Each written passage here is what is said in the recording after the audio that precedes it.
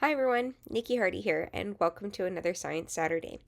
This week we are covering choosing seeds and seed starting, and this isn't going to be any type of presentation that's going to give you a step-by-step instruction as to how to choose your seeds, what seeds to choose, or how to actually do the seed starting. All of that kind of stuff has been covered in the past. Instead, we are going to dive into some of the nitty-gritty that'll help you with troubleshooting later on because gardening is an adventure, and chances are you might end up encountering some sort of um, issue.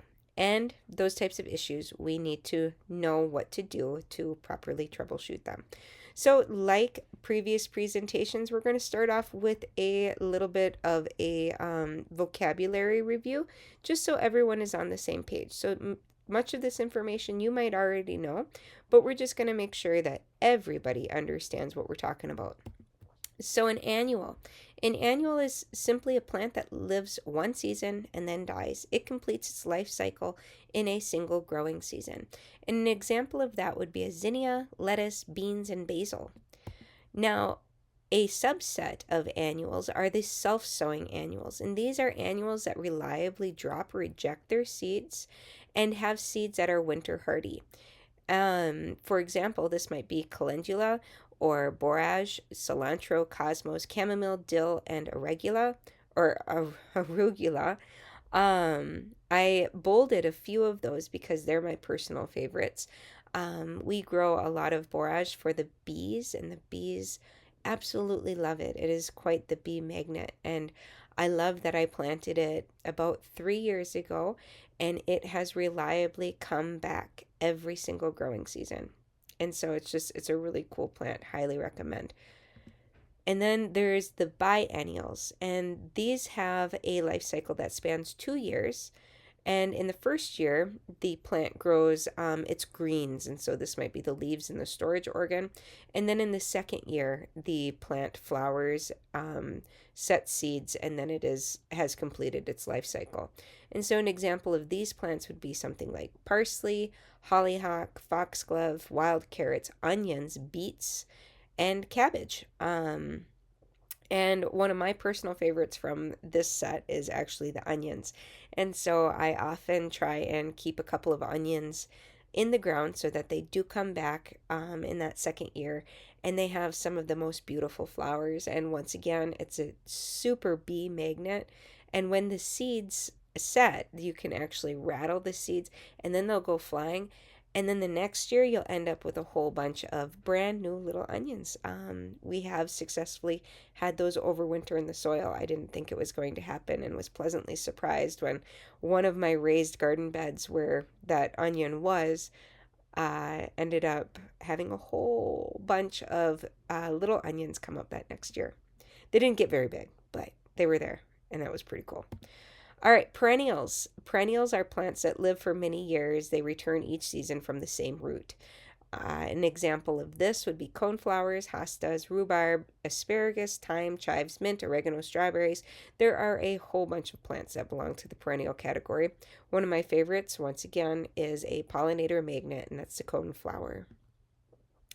And then there are the tender perennials. And so these are plants that are botanically a perennial, meaning that they could come back year after year, but are not hardy in Minnesota, meaning that the frost kills them. And so we grow them here as annuals. And so a couple of examples of that are tomatoes, peppers, tomatillos, pineapple, sage, rosemary, coleus, and lemongrass.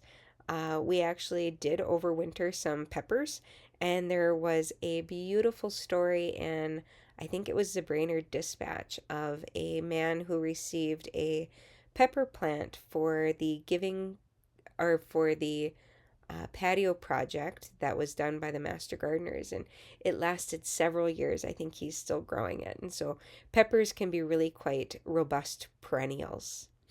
And then another term is volunteer, and this is a plant that grows on its own without being intentionally planted.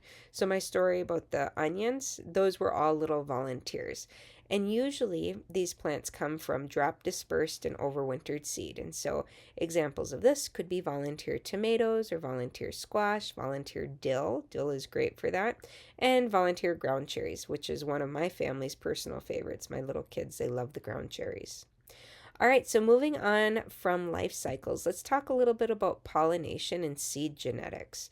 So these are some terms that you might encounter when you're selecting your seeds, and they're important things to be familiar with, even if you may not be completely comfortable with them. So first is open pollinated. So open pollinated is a plant that's pollinated naturally by the wind, insects, or even self-pollination, which opens the door to another vocabulary word, which is cross-pollination. And cross-pollination is the type of pollination that occurs between male and female flowers. It could also be between flowers that contain both male and female, but between different plants, different flowers. There's lots of different ways that you can perform cross pollination. But the big thing with cross pollination is that this is the way that we introduce genetic diversity into our plants, because then the seeds that are developed from that cross pollination event have new traits that can be grown for. And so it's a neat way to have new diversity. And then in that you also have the idea of adaptation. So plant adaptation through each season of growing, they can better acclimate to the environment in which they're grown. And so cross pollination. All right, and then going backward a little bit, self pollination, pollination that can happen within a single flower. And this is very different from cross pollination because in this way, it is the plant is genetically stable, and so you have reliable progeny that is almost exactly like the parent, right? And so if you have a pea that self-pollinates, it's going to, and you plant it, that progeny, that uh, plant that ends up growing will be very much like the parent plant. And so some of the common open pollinated plants include things like tomatoes and peppers, pumpkins, which require cross pollination. Well, some varieties. I don't know if all do. Beans, peas, those are pretty reliable self pollinators. Basil, cilantro, and dill. And a class of plants that belong to the open pollinated plants are the heirlooms. And this is a special type of open pollinated plant that has been passed down for many generations. It usually comes with some sort of stories, kind of just a neat thing that people grow over different generations. And so some great examples of this would be some of our tomato varieties, in particular the Brandywine tomato, Cherokee purple, or even the Amish paste tomato, and mammoth dill. In my family, we've always been a mammoth dill family. We also like our paste tomatoes, although we've been moving away from like the Amish paste into some newer hybrids, which leads us into our next topic. So contrasting open pollinated, we have the hybrids. And the hybrids are plants that are a modern cross between two parent plants to create specific traits, and that could include things like vigor, uniformity, or disease resistance. This could also be related to size, so whether or not a squash vine is small and compact or really long, for instance. And when we refer to hybrids, we usually refer to them as F1. And the F1 is the direct progeny of a cross, and those seeds are stable with plant uniformity across those seeds. However, if we were to pollinate the hybrids and collect those seeds and then plant those seeds, what you'll find is F2, which is the progeny of F1, may revert back to the parent strains, or it could just produce unstable and unreliable seeds. And so it would be like flipping a coin as to what type of traits you have in whatever plant it is you're growing. And so, not saying that you can't do it, just that be prepared for some surprises if you seed save seeds from some hybrids. And some familiar hybrid varieties include things like the celebrity tomato and the early girl tomato, big beef tomato, and the sweet success cucumber.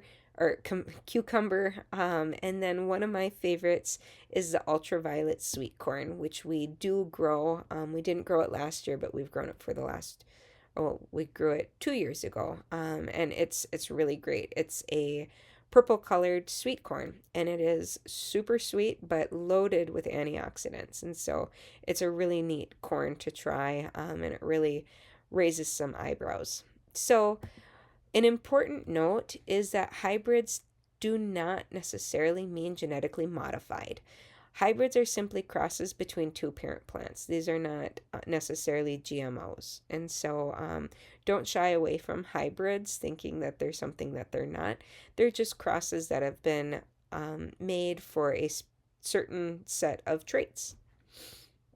So the reason that we talked about all of this is when people get started in the world of seed, of planting seeds, so seed starting, sometimes it leads to the desire to save seeds.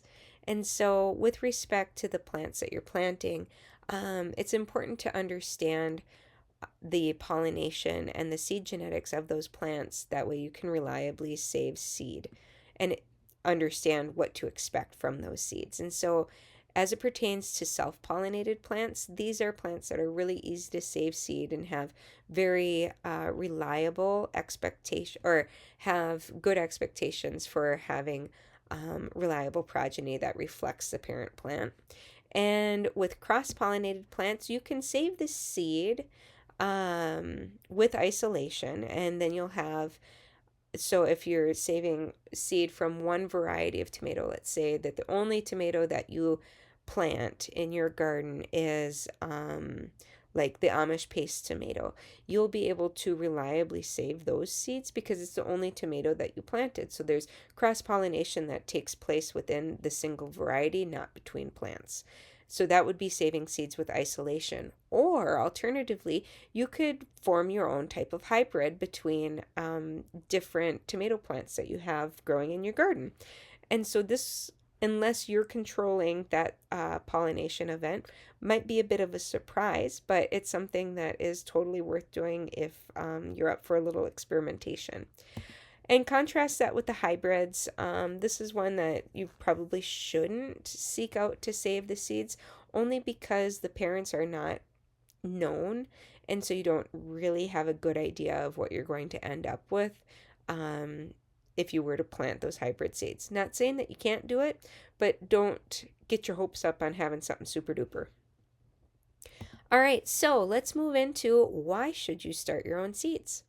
Well, number one, and none of these are in any particular order outside of the things that I felt were really important. And so some of these reasons might hit home for you in a completely different order. Just had to number them to stay in order. So, number one, you get to choose the exact varieties that you want to plant. And believe it or not, if you flip through any of the seed catalogs, and maybe you're like me, you've got 6 or 7 different seed catalogs hanging out in your house, what you'll realize very quickly is what is available as a seed is way, way more than what any type of garden center can offer. And so the variety that is available is just profound when you start seeds as compared to having to go shopping for your plants. And so I ask you just to imagine, you can do all of these crazy heirloom tomatoes, or maybe you want to have really robust hybrids. Maybe you're seeking out some specialty peppers. When my husband and I went on a road trip, we stopped in New Mexico at the Chili Pepper Institute, picked up some chili peppers. Didn't have great luck, but I think that had more to do with the way that we grew them rather than bad seeds. But it was still a really fun experience, and so you can grab all of these really cool things through those types of adventures. So specialty peppers, yard-long beans, those are a really unusual type of bean that you can't really find in the supermarket. Unusual flowers, maybe you're looking for a certain color palette that's just hard to find. We can grow long storage onions here, which are pretty hard to find in sets. And then even some exotic greens. Going back to the reseeding annuals, one of my favorites is the wasabi arugula that we have growing by our gazebo. It comes back every year and it is just so spicy. It is just like wasabi. And so that's one of the fun ones that we can plant, but is sometimes really hard to find. And just like a little bit further on that, there's a lot of fun stuff that lives in the seed catalogs, but not on the nursery benches.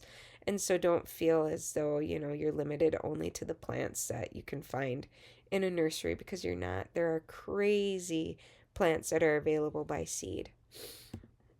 All right, and then another reason is that you can actually seek out the Minnesota tested varieties. And with this, I need to make a little plug for the Minnesota Master Gardener Seed Trials. Um, and if you follow the link here, this link will end up taking you to the seed trials. I'm not going to click it because it'll end up breaking up my presentation here, but I will share the link in the comments or in the description rather, and you'll be able to see some of the plants that have been tested. There's different varieties for each type of plant, so you can even look at the different varieties of yard-long beans that were tested and then make decisions based on what happened right here in Minnesota, which is pretty cool. And then another tidbit is if you're really trying to get as much growing as you can in our short Minnesota growing season, then if you are starting your own seeds, you can really ramp up your crop rotation ability. And in particular, those are like the fall crops that you have to start from seed in advance before planting them in the ground. So things like cabbage and kohlrabi benefit having a fall crop if you can get them started by seed in advance. And by midsummer, to be perfectly honest, you're probably going to have a really hard time finding cabbage and kohlrabi growing as a plant.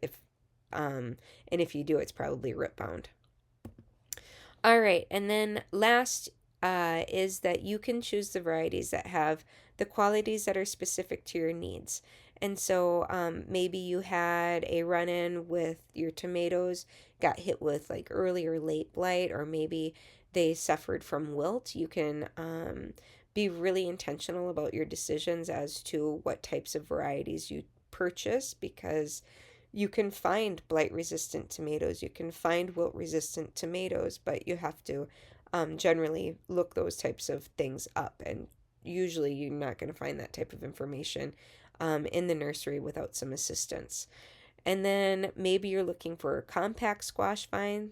Really, those do exist. Or maybe it's flowers to attract a specific pollinator or something else. And so one of my favorite things to grow are plants that can bring in all of the different bumblebees in particular. And so I've been really intentional about the making sure that the plants I grow are producing both pollen and nectar because not all plants grow pollen and or produce pollen and nectar. And so that keeps the bees happy. And then I also like to have a pineapple sage plant because the hummingbirds love it, and it's a plant that goes directly into the ground but gets tall enough that the hummingbirds feel safe coming and darting through at 3.5-4 foot of height. And so it's just kind of neat, and so you can choose those different plants based on your own specific qualities that you're looking for. All right, so number 2, you get to control the growing conditions, and so you have all of the say. So you can choose what type of soil you're growing your plants in. It might be conventional, it might be organic. It's, whatever you feel most comfortable about. You get to control the light, the temperature, and the timing. Plants don't do well with big fluctuations, and so when you control the light, temperature, and timing, you know that you're gonna do everything that you can to produce a strong and healthy plant because ideally you're not going to put it through any type of trials like that. You also get to control the pot size and the style. And so when I talk about pot style, that might be air pruning. And so you can do blocks, soil blocks for air pruning. They have hybrid pots with really big gaps up the side that also promotes root or air pruning of the roots. And then there's the standard pot. And so you get to make those types of choices. Different plants grow well in different sized pots. And so being intentional about the different sized pots that you start your plants in will also help lead to success later on. And then an important one is maybe an important one for me is the absence of systemic insecticides. And so let's define that. Systemic being the entire system, not a part. An insecticide, which is a chemical designed to kill, harm, or repel insects by disrupting their nervous system growth or physical structure. All right, so on that note, we have this happy little bee here. This is a picture that I took of one of our bumblebees on a Tithonia plant. And it's yelling, yay, you can make a pollinator safe environment. Because you can. But it requires you to really be intentional with your choices. And so with that, we're going to take a quick detour to the neonicotinoids, or the neonics. And this is a type of systemic insecticide that was introduced in the 1990s. It replaced some other insecticides that were deemed more dangerous for human health in particular. In the egg sector, the target is the leaf chewing and sap sucking insects, but there are other uses too, and there are actually quite a few other uses, including our own pet flea and tick medicine. It's also used sometimes in tree preservation, especially combating the emerald ash borer, and it's used a lot in residential landscaping. And so in the state of Minnesota, we've got three really big ones, or three bugs that have really have the great great potential to disrupt our crops. And one of those on the top is the soybean aphid. In the middle is the northern corn rootworm. It's a type of beetle. And then on the bottom we have the European corn borer. And so, using these systemic insecticides can improve crop yields up to 71% by killing those types of insects. But there's some collateral damage in that it also affects other bugs, including our pollinators. And using systemic insecticides can lead to pollinator death. And if not death, especially in the case of our bees, it leads to impaired foraging, navigation problems, reduced reproduction, and colony decline. The way this works is that the neonics are water soluble, meaning that it is taken up by the plant and dispersed throughout the entire plant, just like water. And it's important to note that that also includes the pollen and nectar. So when we do end up with a pollinator that feeds on a plant that's been treated by a neonic, it is also being exposed to the neonic at the pollen and nectar level.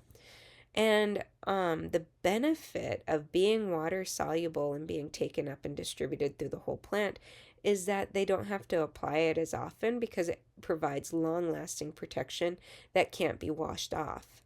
However, that also comes with the caveat that even our fruit and veggie that we then would consume, that can't be washed off of it either because the neonics is inside the fruit, veggie, grain, whatever it is that the neonic was applied to. So that should beg the question, well, what about humans? And we are chronically exposed from the food that we eat and the water that we drink because it is water soluble. Neonics very readily can pollute the groundwater systems that are nearby. And we as humans, we are known to excrete it. However, it's not all of it. And what studies have shown on mammals is that exposure to neonics and their metabolites have been linked to oxidative stress, neurological symptoms, metabolic changes, osteoporosis, liver cancer, and developmental or congenital effects. However, because this can't be scientifically studied in humans in any type of controlled environment due to ethical limitations, our only choice really is to kind of do a wait and see. And so in, a couple decades, maybe Maybe it's 10 years, maybe it's 20. When we do the retrospective look at how we humans were affected, we'll be able to know more. So the evidence is limited and still emerging, but it does warrant continued investigation. All right, a little bit more. So, if there are all these question marks with neonics, why are we using them? Well, one is that they do a great job at what they're supposed to do. And because they do a great job at what they're supposed to do, that improves crop yields, right? Well, neonic use is also valued at over $4 billion alone in just North America.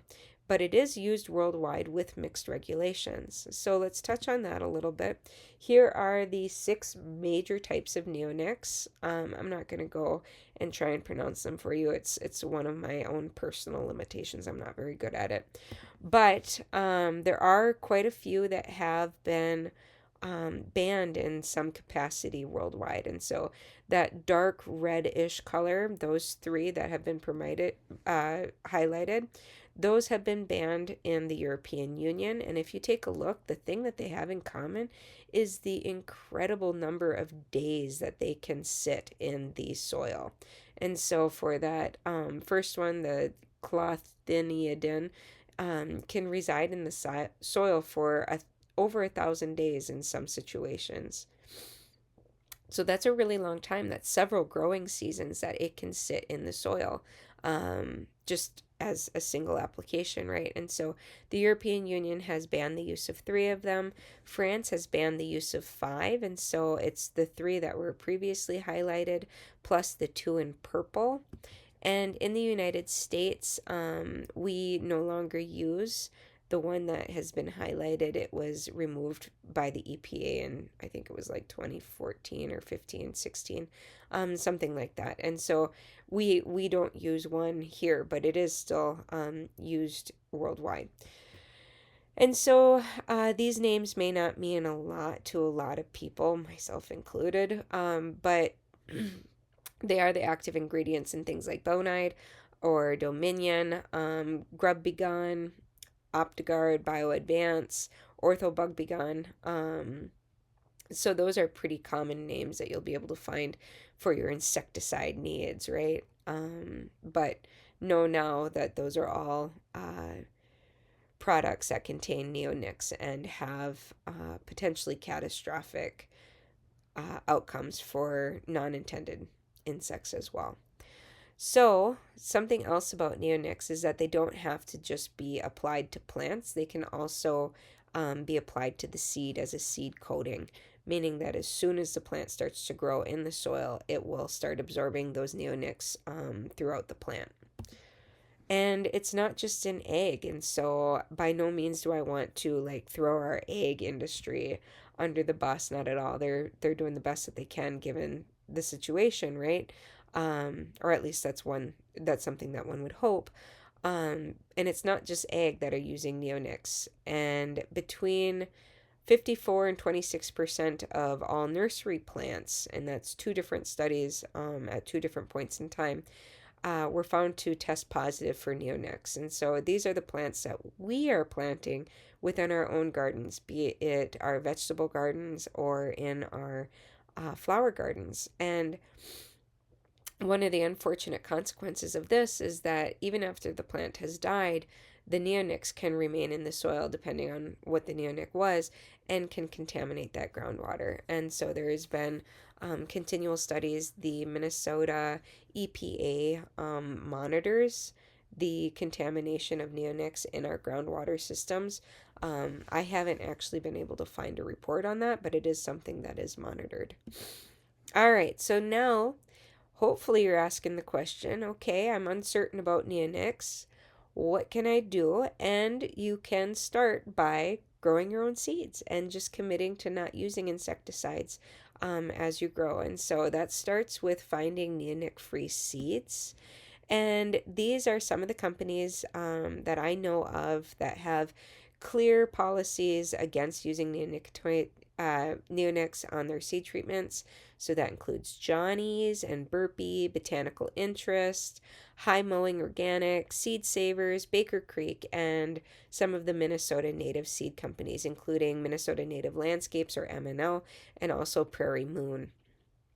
And so I've highlighted a couple of those in bold green, and those are some of the different seeds that I have experienced growing. I've had great success with some of those seeds, and so they're pretty easy to find or order. And yeah, you can rest assured that those are the types of seeds that don't have neonic seed treatments. With respect to the unknown or unclear, these might have mixed policies, and it's important to consider that some of these are also distributors that have plants as well, so that might also play into their policy. So, Pine Tree Garden Seeds, I've purchased seeds from them before. And then Gurney's, Plant and Seeds, Park Seed, Jung Seed, Harris Seeds, and Territorial Seed Company. And so many of these also sell plants. And so I was unable to find any type of policy on their website. They may be neonic-free, they may not. So it's a question mark. And then, just for the sake of being transparent, there are some companies that are neonic common. These are companies that primarily serve commercial agriculture, though, so this isn't going to be for the residential gardener in any way, shape, or form, and that would be like Bayer and Monsanto, Corteva, Land O'Lakes, or Winfield. So yeah, these are the types of seed catalogs that our agriculture group uses. These are primarily for row crop seed. All right, so next up, maybe you're saying, hey, I don't know if I'm ready to do seeds. What about plants? And so let's talk a little bit about nurseries. There are some nurseries and growers that have very clear statements against neonic use. And one of those is right here in Minnesota with Glacial Ridge Growers. They have a very clear no neonic policy. And then most certified organic nurseries are also going to be neonic free. And many native plant nurseries are going to be neonic free. And the native plant nurseries in particular should make sense because many people who are planting native plants are doing so to bring in pollinators. So that would go against, the purpose, right? And so some places that are maybe unknown, these include stores that may carry neonic-free plants but may have mixed. And so maybe they have some of the mass-produced plants that carry neonics, but then they also have a subset of neonic-free plants. Those include places like Home Depot and Lowe's. Both of them have taken a commitment to carrying neonic-free plants. Local garden centers, their policies might vary widely. The best thing you can do is ask. And then something that I thought was really cool is Gerton's has a very clear policy. So anyone who is not yet familiar with Gerton's, they are a mega nursery down towards the Minneapolis-St. Paul area. I went my first time last summer. It was amazing. You could go there for hours. And at Gerton's, they have partial restrictions. So they say that there are no neonics on their veggies, herbs, or their six packs. But neonics are used on some of their baskets, their planters, and their larger plants. All right, and that brings us to the neonic common, because there's a lot of plants out there that are going to be pretty robustly treated with neonics. And these are the types of plants that you can pretty much count on being treated unless explicitly labeled otherwise. And this includes things like our mass-produced annuals, think petunias, marigolds, impatiens, and geraniums, as well as a lot of the big box hanging baskets. Roses, fruit trees, shrubs from national suppliers. That kind of makes sense because these are some of the bigger and more costly plants that would run, a pretty big risk of significant loss if in the event of infestation, and any plant that has been labeled insect protected. And yeah, those would be the ones that you can expect will be treated with neonics. And this isn't specific to the yellow comment or to the yellow column. This is across the board. If you are in doubt, you can always ask. And if a staff member can't answer, assume maybe. Don't assume no. And the next thing that you can do is kind of look around. Look and see if there are any bugs. Are there any bees? Is there anything like that that's available or available to see? Because if there are, probably not neonic treated. If there's not, you can't say that they are neonic treated, but never know. All right, so why start your own seeds?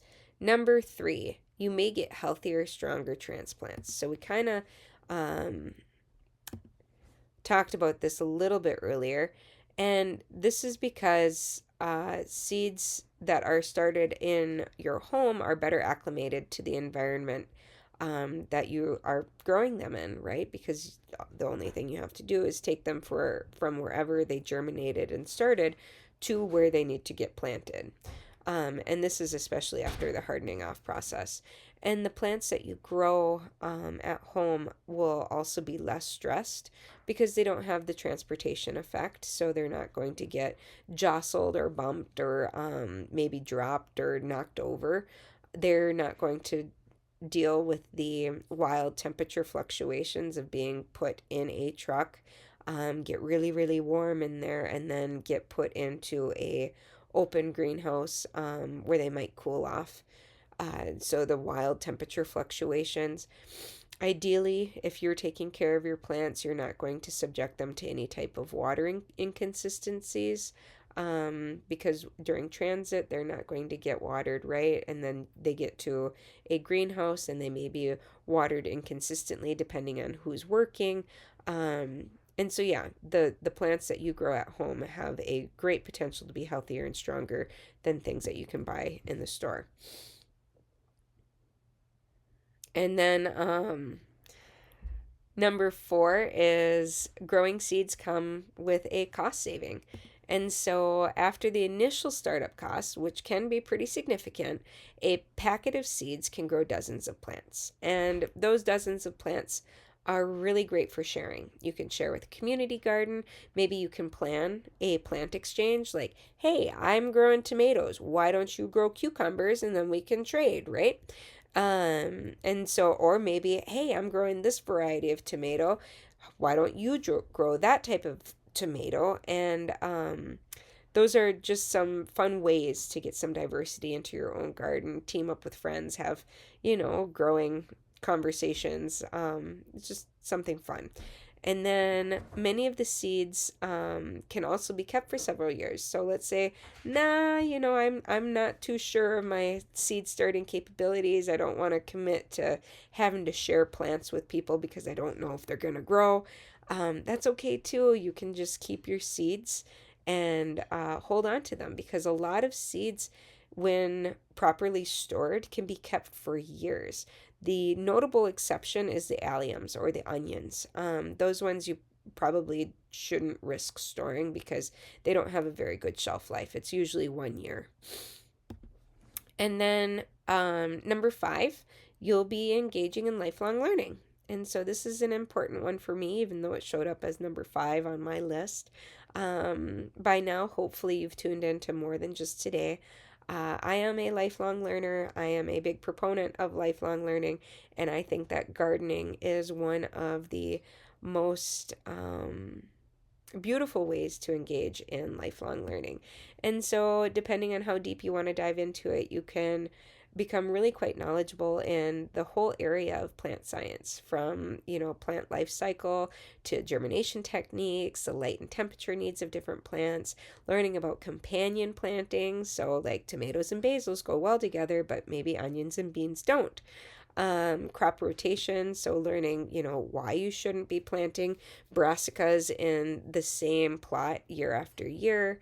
And then also different gardening techniques. And so it might be something like the square foot garden or the Three Sisters gardening.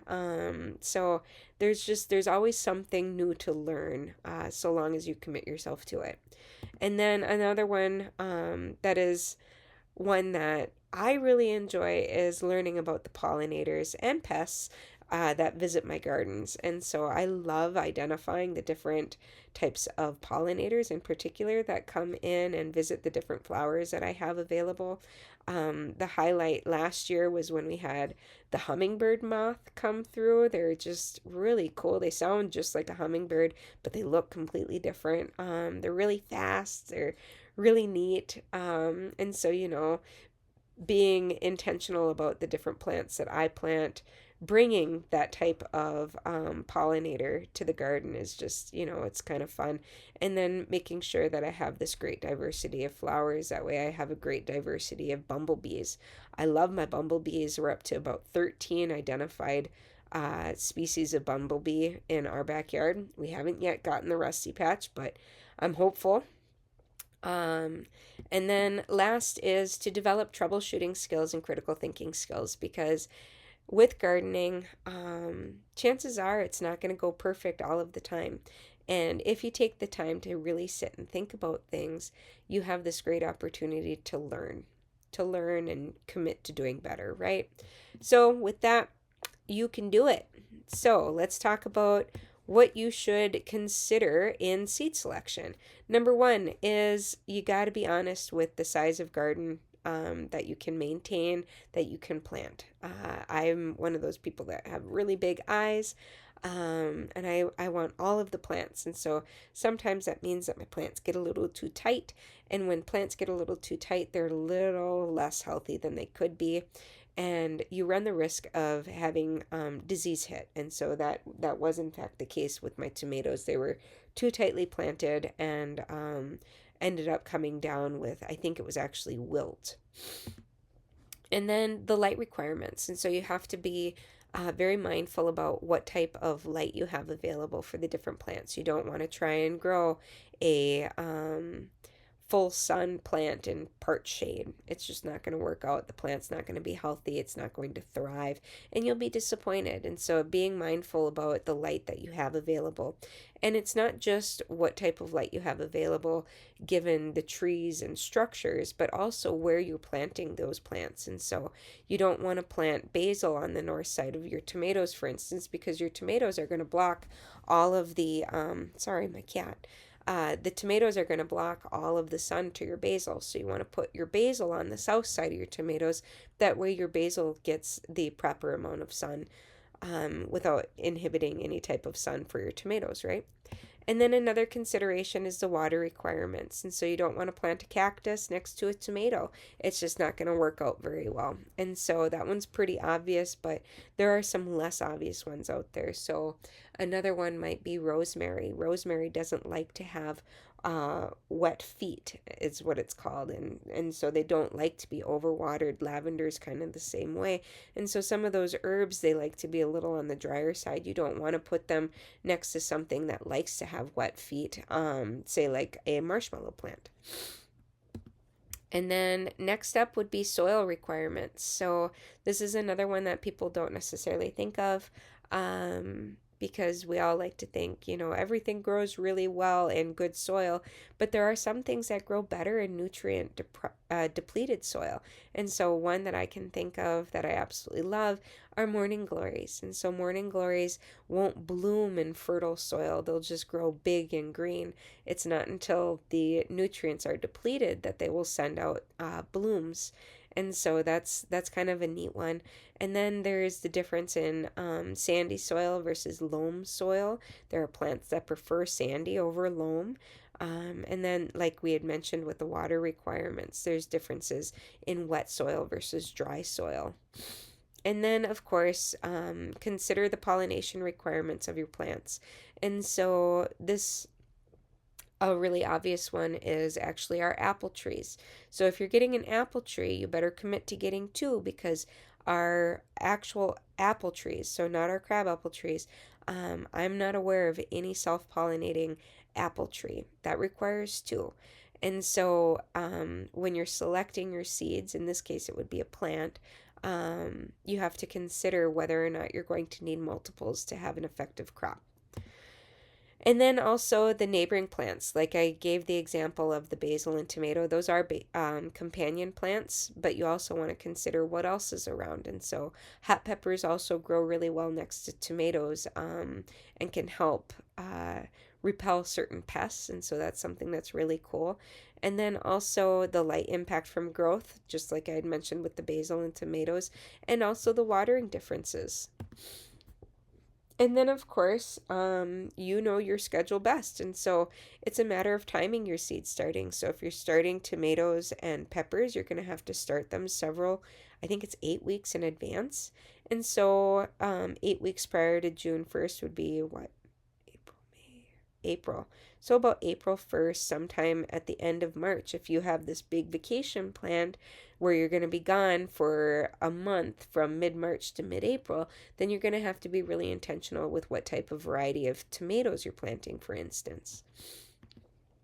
And then previous diseases and infestations could also be considered. Like I had mentioned, I had a really terrible case of wilt last year. I thought it was blight, but it was actually wilt. And so this year, when I am planting my tomatoes, I'm going to be intentional to not plant tomatoes where my tomatoes were affected last year. And I'm also going to be looking for wilt resistant varieties.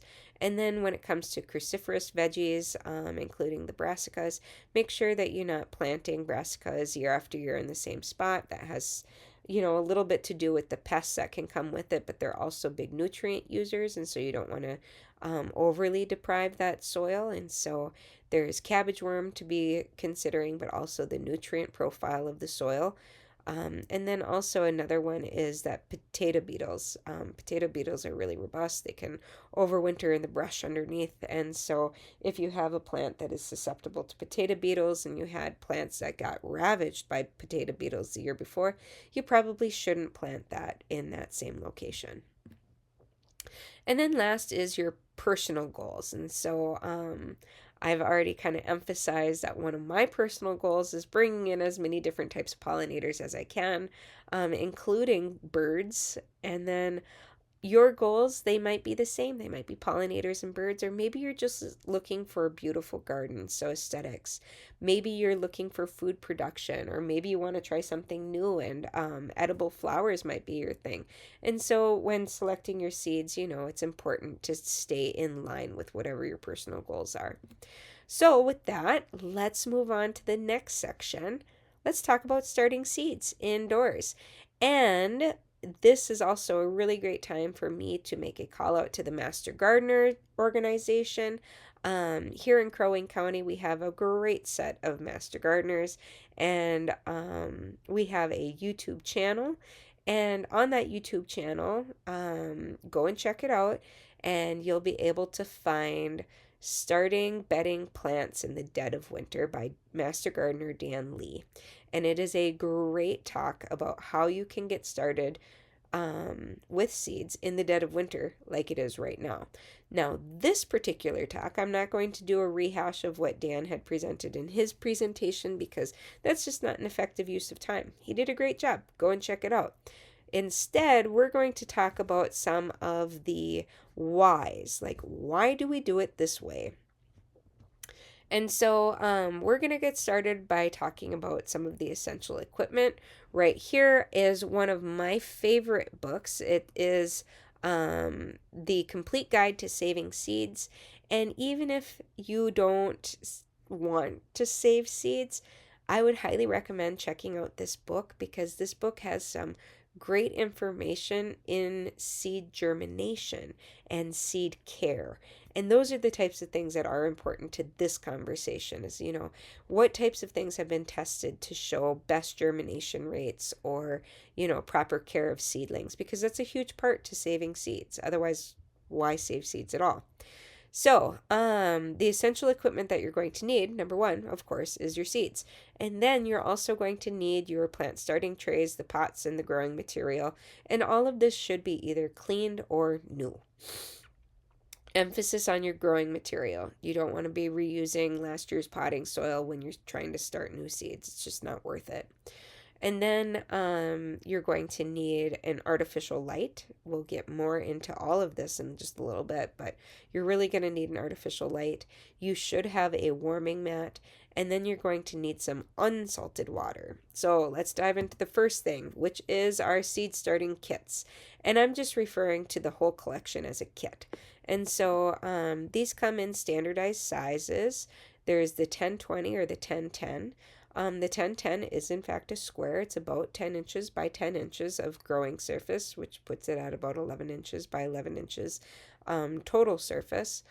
And then the 1020 is a rectangle that is about twice as long as it is wide. It is about 10 inches by 20 inches for growing surface, but it is about 11 inches by 21 inches in size. And you also need, with this kit, it will be composed of a tray, which is where the water is held, or, overflow soil, whatever. That way you're not making a huge mess. The plug tray, which includes the cells that you actually grow in, and then a humidity dome. And that humidity dome is optional, though it is beneficial in the initial germination stage. And there are different size cells for different types of seeds and plants.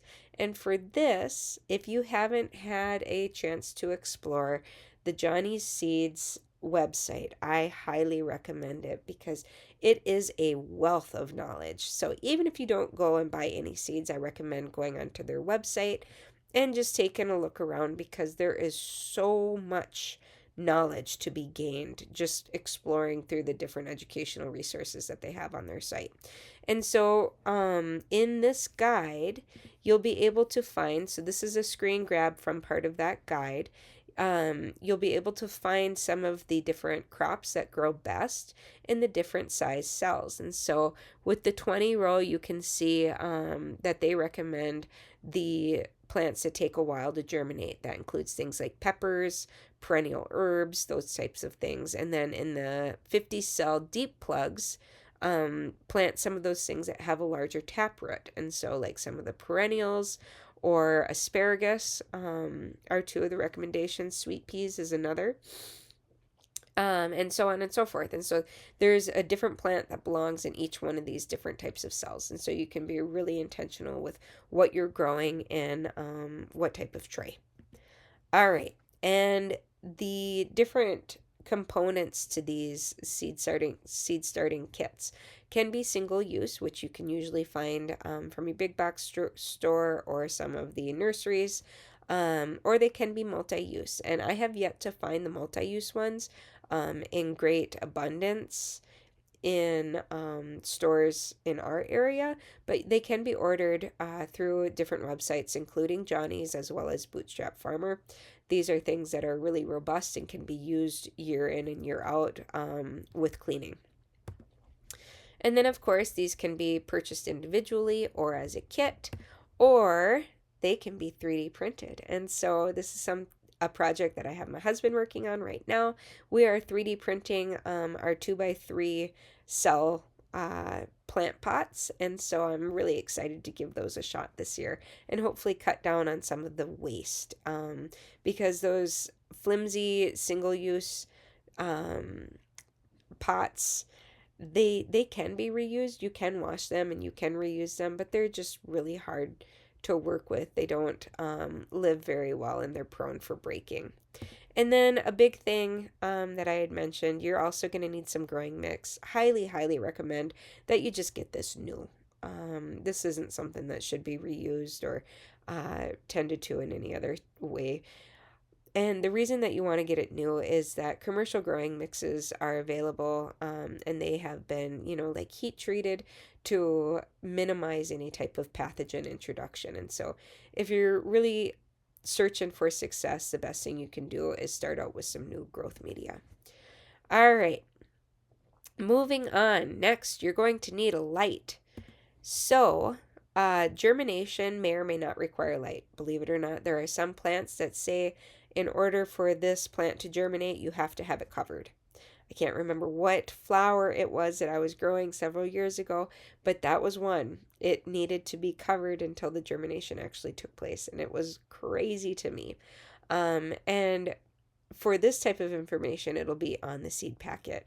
And usually, if it doesn't say anything about light needing to be omitted, then it's something that should be grown in the presence of light.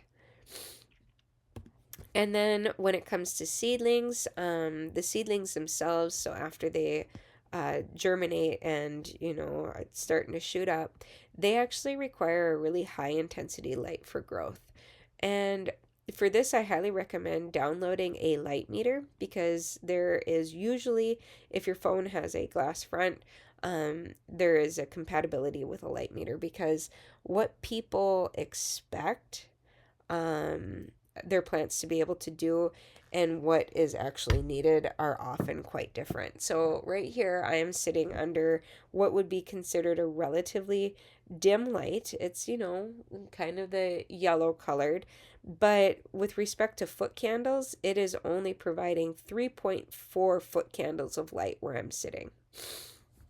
Now, a noon sun in June, so granted, this is also nighttime in Minnesota, and I'm just dealing with my light, but a noon sun in June is 12,000 foot candles. And the noon sun in winter is 4,000 foot candles. So there is no way that I would be able to effectively grow plants for 16 hours within my house without some sort of artificial light. And that's all there is to that. And so you're not setting yourself up for success unless you commit to getting some sort of artificial light, because those plants should be exposed to higher intensity light for about 16 hours per day. And so here is a table from that book that I had mentioned earlier, this seed saving book. And so we can see that the noon sun in mid-June, 12,000 candles. Under a cloudy midsummer day, it's about 5,000. So you can still tell way more light intensity than what I'm getting right here under my dim-ish light. And then an incandescent light inside with a 10-foot diameter or 10-inch diameter reflector is about 22-foot candles. There is no comparison. And this is in contrast to some of the plants that are grown specifically as houseplants. And so those ones are one row up from that bottom highlighted row, and that would be the adequate for indoor foliage plants, and that's 50 to 500. And so what we're trying to grow, though, are garden plants, right? And so if we're being realistic, we're going to need something that has some higher intensity light. All right, and the goal here is to gradually increase that light by about 1,000 foot candles per week until you're at about 4,000 or 5,000 foot candles. And your plants will grow pretty well that way. And if you end up providing insufficient light, chances are you're going to end up with spindly or leggy plants. And you'll see that they'll be, reaching really hard for the light. That's an indicator that you just don't have enough light on those plants. And if you notice that those plants are looking like they're becoming spindly, the best thing that you can do is move the lights closer. And it's really important here too, and I should have mentioned it earlier, that foot candles is not the same as lumens. And so I do believe that this is a 150 lumen light that's up above me, but it's giving, what did I say? 3.2 foot candles of a luminescence, or a luminance. And the foot candles will increase the closer that you get the plant to the light, or in this case, if I took my sensor closer to the light, excuse me. And then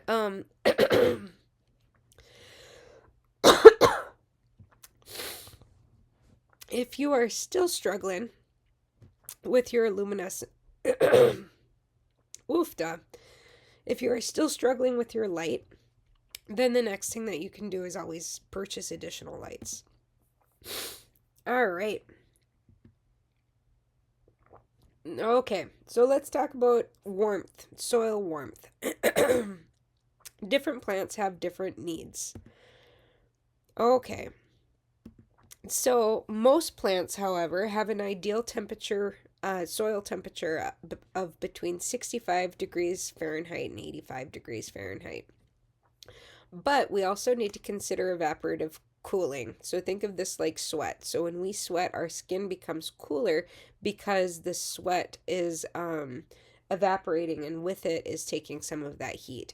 And the same thing happens with our plants. So as the moisture evaporates off the soil, it will lower the soil temperature. And so even in a 68-degree home, germination may be slowed without using a heat mat because the soil temperature might drop below that 65 degrees. So here's another table from the seed saving book that highlights some of the ideal germination temperatures, or the soil temperatures for germination of different plants. And so you can see that a lot of the brassicas are sitting between 65 and 70 degrees. They like it a little bit cooler. Contrast that with things like Swiss chard that like it between 75 and 80, as compared to our peppers and tomatoes, which like it between 85 and 90, or even the corn, cucumbers, squash, and watermelons that like it as warm as 95 degrees Fahrenheit.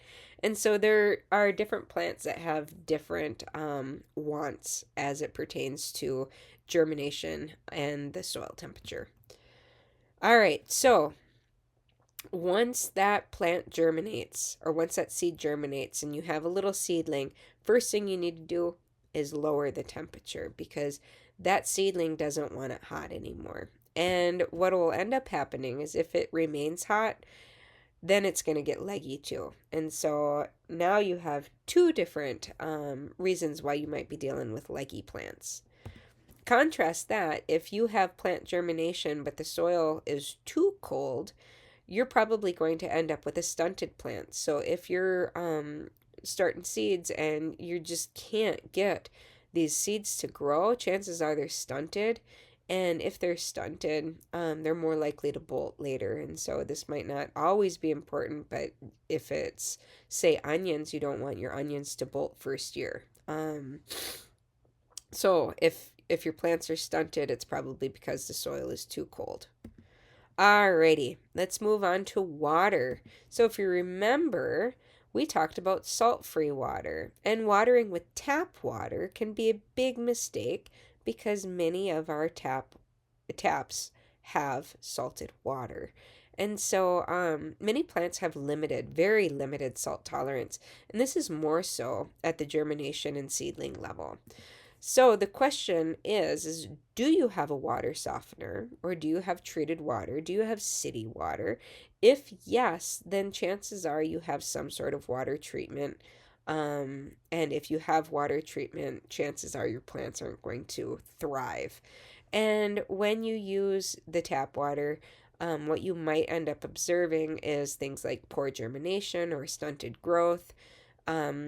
For established plants, if you end up with brown, crusty tips on the leaves, that would be an indicator that you've got too much salt. Yellowing leaves is also a sign. And if you end up with a white crust on the soil surface, that's an indicator that you actually have salts on your soil now. And that could lead to an altered pH and, a less than happy plant. And so, yeah, be mindful of what type of water you're using. If you don't have access, or if what you have access to is treated water, you'll have to consider maybe even purchasing water until, you can get your hoses turned on if you have groundwater or anything like that. So, where there's a will, there's a way. All right, so how to water. Make sure that the soil is moist but not wet, because if it is wet, it will also inhibit germination. There are different cellular pathways that are triggered in too high of moisture that will prevent the embryo within the seed from actually taking off. So it cannot be too wet, it needs to be just right. My suggestion is to bottom water, but make sure that you don't have any standing water, because once again, that'll make waterlogged soil, and it also helps with the growth of things that we don't want, like algae. And then use warm water whenever possible, and that'll help prevent shocking roots using the cool water. So if you have water that comes, fresh out of the ground, for us, we have a um, tap on our house that is straight from our groundwater, from our well. We can collect water from that, but then it comes out and it's at about 39 degrees Fahrenheit. Really cold, right? So then we want to warm it up before we would end up using it. And so that might mean bringing it into the house where the house is nice and warm and then taking it to the plants. So just a couple of different ideas there. And then a couple other suggestions is, really consider using some sort of air circulation. And so this might be as simple as, like a little USB fan. And something like that actually really helps promote strong plants because it mimics the wind. And so these plants, each time that they get blown, have to adapt. And so they can grow stronger. And so then they're actually ready when they hit the great outdoors. And it also helps limit fungal infection, like dampening off. That's something that hits some people's seeds, where you end up with a stem really close to the soil surface that collapses on itself and the whole plant ends up dying. So that's a fungal infection. And it can also limit algae growth within the surface of your plants, or growing the soil. Another suggestion is to use a reflective blanket. Something like this would help reflect the light from the artificial lights that you have, which will increase the foot candle value. And then if you fully enclose it, it could also insulate for warmth and humidity within your space that you're growing. And even if it's just a little, sometimes those things are really nice. All right, and then a couple other tips. Let's move on. There is a suggestion that you use a hot water seed treatment, and this can help break down the seed coating on hard seeds. And what something like this looks like is that you preheat the seeds, and then you move the seeds to a certain temperature for a certain number of minutes. So this is, again, out of the seed saving book. And then you move it to tepid water, and then you cool water, and then whoopsies. Sorry about that. And then you set your seeds out to dry. So on that little table there, you can see that there's a whole bunch of different suggestions for different plants, including, I think that's 125 degrees for the peppers for 30 minutes. And so those are some things that you can try if you're dealing with poor germination, in particular with, a certain variety. Or maybe you've done seed saving on your own. And doing that hot water treatment can also help control for pathogens. And so some of the diseases that might come through seed saving, or even, less than stellar seeds. And an alternative that I've come across is using a dilute hydrogen peroxide solution. And so this does kind of the same thing as a hot water treatment, but without any of the heat. And so the hydrogen peroxide can help soften up that outermost seed coating, the seed shell, and help with the germination.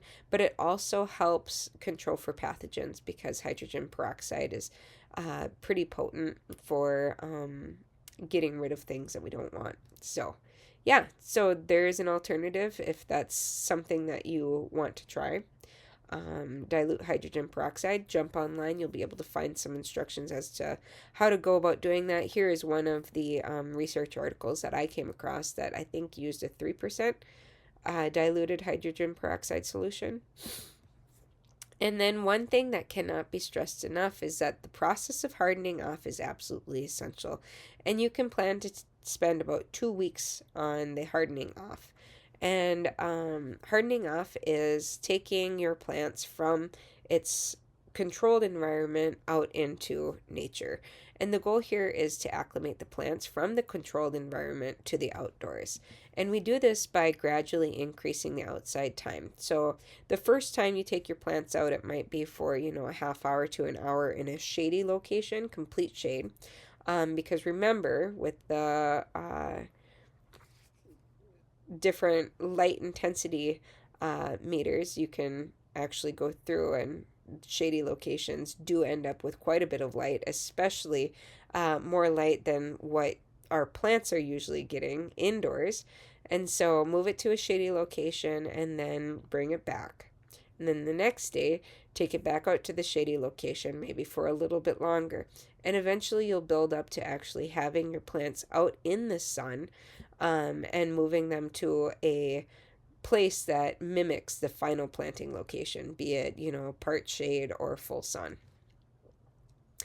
And if you say, nope, I'm going to skip it, then just prepare, because your leaves on your plant will probably bleach and you run the risk of your plant dying. And if it doesn't die and your leaves do indeed bleach, just know that you are stunting the growth of that plant, simply because that plant now needs to spend more time and energy in recovery as opposed to just general growth. And so hardening off is totally essential. It needs to be done, and it needs to be done well. And it doesn't take a lot. Just set a timer on your phone if you're like me and have a tendency of forgetting, because I have accidentally left my tomatoes out for too long, and then they come back and they're a little bit sad looking.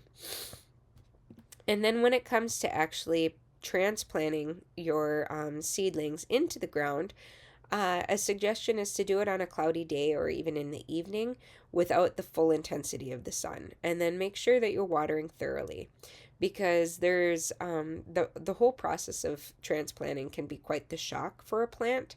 And when you do it on a cloudy day, you're automatically getting rid of, the really big, intense light from the sun. And when you water thoroughly, you're making sure that your plant has everything that it needs to actually get started. And so if you do this on a cloudy day or in the evening, by the next day, your plant is kind of working through some of those stages of shock that it might have encountered. All right, so last up is troubleshooting. So we already talked a little bit about the leggy and spindly plants, so that could be a result of not enough light, too much water, too much heat. It could also be a result of having too much fertilizer. And so if you have too much fertilizer, those plants are also going to grow up and get leggy. And so one of the best things that you can do, most commercial seed starting mixes already have fertilizer mixed in that'll take care of them for about a month, sometimes more. Just pay attention to your packaging. And when it's time to apply fertilizer, you can do what seems best for you, right? So find a fertilizer that speaks to you. I personally really like the fish fertilizer. I haven't used it on seedlings, but it is something that I am going to take a look at this year. All right, if you are dealing with rotting and collapse of the stems near the soil surface, like we had mentioned, that's dampening off, you might as well just throw it away. There's no coming back from that. And so those plants that have suffered from dampening off, you just need to dispose of them. And then it's up to you whether or not you reuse the same planting cells and trays. If you do decide to reuse all of that, make sure that you wash it, use a dilute bleach solution, and then wash it again, because it's a fungus, and that fungus can stay there and infect your next round of seeds. So just make sure that you're setting yourself up by success. Don't try and skip anything there. If you are dealing with slow root growth, that could be, again, because of poor drainage. So maybe you've got standing water and your soil is waterlogged. It could be because you don't have enough fertilizer. So you're dealing with low fertility, maybe fertilize it. Maybe it's too much fertilizer, same thing. If the temperature is too low, try and raise the temperature of the soil. Or maybe there's some herbicide. So maybe you didn't buy brand new and you've got some herbicide mixed in from the old planting. And that would, of course, inhibit your plants from growing. And then algae and moss growth on the medium. This is one of those things too. You just have too much water in your system. Try and get some of that water out. And if there's not enough air, get a fan and circulate that air. With respect to bleached leaves, that just might mean that your light source is too intense. It does happen. and that could include during the hardening off period. Just reduce the light, and then yeah, you should have some recovery take place in time. All right, so with that, I thank you for joining. I thank you for tuning in. And if you have any questions, please go ahead and leave them in the comments. Thanks. Happy Saturday and happy growing.